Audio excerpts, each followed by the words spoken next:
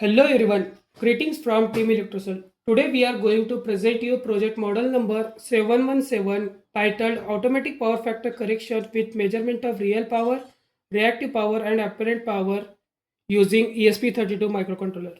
Now let us look at the hardware and then the working.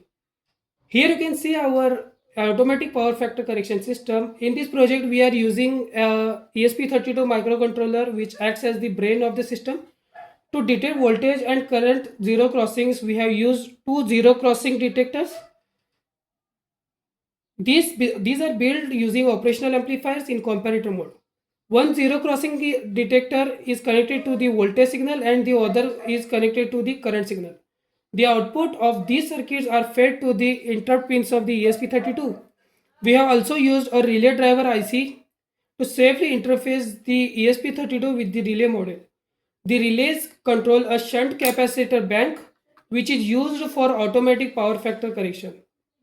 An LCD display is provided to show the time lag between voltage and current along with power related parameters. Other supporting components include transformer, voltage regulator, choke, resistors, capacitor, diodes, switches and load lamp. Now let me demonstrate the working of this project. Now at this stage there is no inductive load present. Because of this the current lag is 0, as you can see in the LCD screen.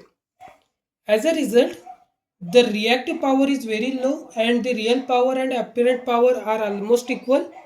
This condition occurs because no inductive load is connected and therefore no capacitors are switched on. Now I will switch on the inductive load.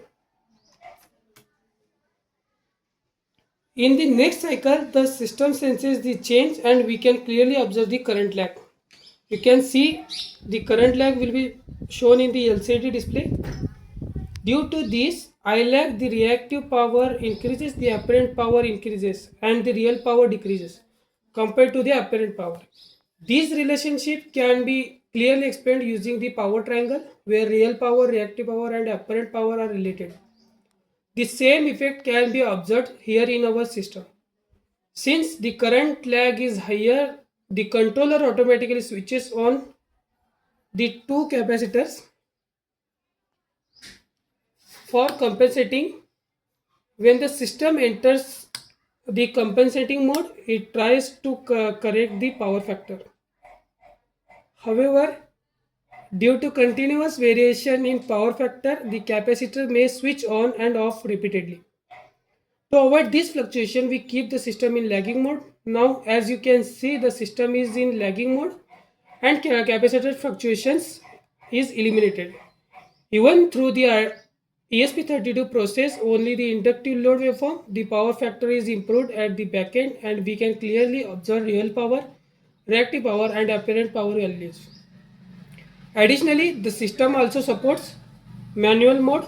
Using these switches, we can manually add or remove capacitors and observe how the power values change in real time.